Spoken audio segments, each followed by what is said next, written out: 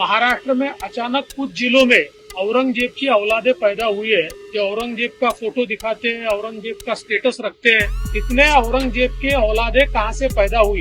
Photo रखना जुर्म है तो बताओ कौन सा सेक्शन है आईपीसी का? आपके पास प्रोहिबिटेड लिस्ट है तो नामों की लिस्ट भी बना दो आप और बोल दो कि असदुद्दीन ओवैसी नाम नहीं रखना, वरना उसकी जबान से भड़काऊ भाषण निकलता है। औरंगजेब और टीपू सुल्तान के कथित महिमा मंडन को लेकर महाराष्ट्र झुलस रहा है। महाराष्ट्र के अलग अलग शहरों में सांप्रदायिक तनाव की घटनाएं सामने आ रही हैं। यहाँ तक कि अब तो हिंदू संगठन इस तरह की कोशिश के खिलाफ बंद तक बुलाने लगे हैं। महाराष्ट्र के कोल्हापुर जिले में हिंदू संगठनों ने सोमवार को बंद बुलाया। औरंगजेब का विवादित स्टेटस रखने वालों के खिलाफ इस बंद का आह्वान किया गया। ये मामला लगातार तूल पकड़ता जा रहा है, जिस पर असदुद्दीन ओवैसी का एक बार फिर बयान सामने आया है।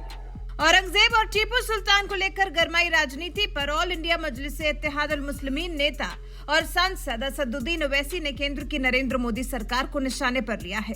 ओवैसी ने दावा किया है कि भारत में इतिहास बदलने की कोशिश की जा रही है। उन्होंने कहा, मुझे मुगलों से मोहब्बत नहीं है, लेकिन इतिहास बदला जा रहा है। ऐसा लगता है जैसे लाल किला मोदी ने बनवाया हो। ओवैसी ने आगे कहा, आज अगर आपके पास टीपू सुल्तान की तस्वीर है तो आपके खिलाफ मुकदमा हो जाएगा। उसी टीपू सुल्तान की तस्वीर भारत के संविधान में है। फिर ओवैसी यही नहीं रुके, आगे औरंगजेब को लेकर उठे विवाद पर ओवैसी ने कहा, पहले उसकी फोटो की पुष्टि कर लीजिए, वो 300 साल पहले मर गया था। कैसे आप कह सकते हैं कि वो उसकी फोटो है? फिर ओवैसी ने इस बात को भी दोहराया कि बाबरी विरोध के समय वो हमें बाबर की औलाद कहते थे, आज हमें औरंगजेब की औलाद बुलाया जा रहा है। महाराष्ट्र कोल्हापुर में एक धरना हो गया। 30,000 आरएसएस के लोग रोड पर निकल कर आ गए और क्या निकल कर आए कि किसी ने टीपू सुल्तान की फोटो लेकर निकला तो आप रोड पर निकल कर आ गए। मैं नरेंद्र मोदी देश के प्रधानमंत्री वजीर आजम से और बीजेपी आरएसएस से पूछना चाहता हूं, जब आपने अनलॉफुल एक्टिविटीज प्रिवेंशन एक्ट में उसके फर्स्ट शेड्यूल में आपने 44 ऑर्गेनाइजेशन को कहा कि बैन है, तो आप एक लिस्ट बना दो कि नाम टीपू रखे तो बैन, औरंगजेब रखे तो बैन, बाबर रखे तो बैन, खिलजी रखे तो बैन, जहांगीर रखे तो बैन, बहादुर शाह जफर रखे तो बैन, शाहजहां रखे तो बैन, कुली कुतुब शाह रखे तो बैन। निकाल दो लिस्ट। ये नाम भी नहीं रख सकते आप, बोल दो। टीपू की फोटो लेकर गए तो उनका एक मिनिस्टर है महाराष्ट्र का, गार्डियन मिनिस्टर दीपक केसरकर उनका नाम है। उन्होंने बोले कि हम 21 लोगों को पकड़ लिए। फोटो रखना जुर्म है तो बताओ कौन सा सेक्शन है आईपीसी का? आपके पास प्रोहिबिटेड लिस्ट है तो नामों की लिस्ट भी बना दो आप और बोल दो कि असदुद्दीन ओवैसी नाम नहीं रखना, वरना उसकी जबान से भड़काऊ भाषण निकलता है।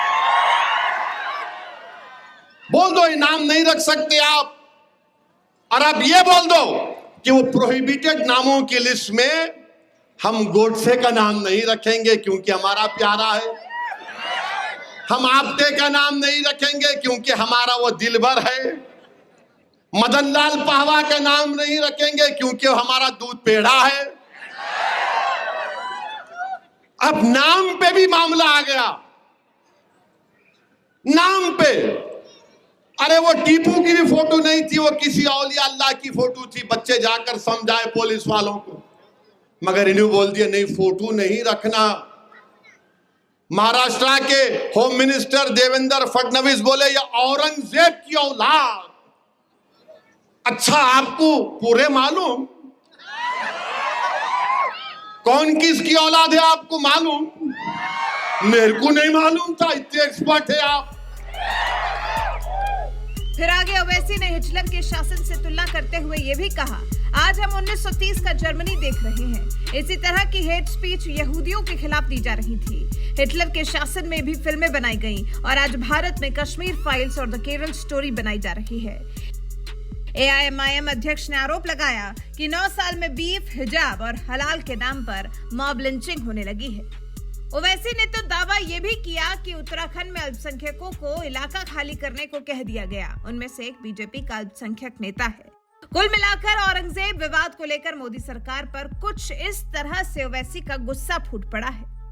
ओवैसी ने तो फिर कांग्रेस को भी नहीं बख्शा। कांग्रेस पर निशाना साधते हुए ओवैसी ने कहा, कई उम्मीद करते हैं कि कांग्रेस भी वही करेगी, लेकिन वो बीजेपी के क्लोन है। दरअसल वो क्लोन नहीं है, वो क्लाउन है। वो मोदी के साथ हिंदुत्व की प्रतियोगिता कर रहे हैं। तो कुछ इस तरह से कांग्रेस और बीजेपी दोनों को ओवैसी ने लपेटे में लिया है। इससे पहले भी महाराष्ट्र के डिप्टी सीएम देवेंद्र फडणवीस पर भी इस मामले को लेकर भड़क चुके हैं ओवैसी। दरअसल फडणवीस ने महाराष्ट्र में जारी बवाल को देखते हुए कहा था कि जो भी कानून को अपने हाथ मिलेगा उसके खिलाफ कड़ी कार्रवाई की जाएगी। फडणवीस की टिप्पणी कोल्हापुर में एक सोशल मीडिया स्टेटस के खिलाफ बड़े पैमाने पर विरोध प्रदर्शन के बाद आई थी। पोस्ट में मुगल बादशाह औरंगजेब का महिमा मंडन किया गया था, साथ ही मराठा राष्ट्रीय आइकन का अपमान भी किया गया था। फडणवीस ने कहा था, सवाल यह है कि औरंगजेब के बच्चे अचानक कहां से आ गए, कहां पैदा हुए, इसके पीछे कौन है। फडणवीस के इसी बयान पर पलटवार करते हुए वैसे बोले थे, महाराष्ट्र के गृह मंत्री देवेंद्र फडणवीस औरंगजेब की औलाद बोलते हैं। क्या आप सब कुछ जानते हैं? मैं नहीं जानता था कि आप ऐसे विशेषज्ञ हैं। महाराष्ट्र में अचानक कुछ जिलों में औरंगजेब की औलादे पैदा हुई है, जो औरंगजेब का फोटो दिखाते हैं, औरंगजेब का स्टेटस रखते हैं, और इसके कारण एक दुर्भावना समाज में पैदा हो रही है और इसके कारण एक तनाव भी निर्माण हो रहा है।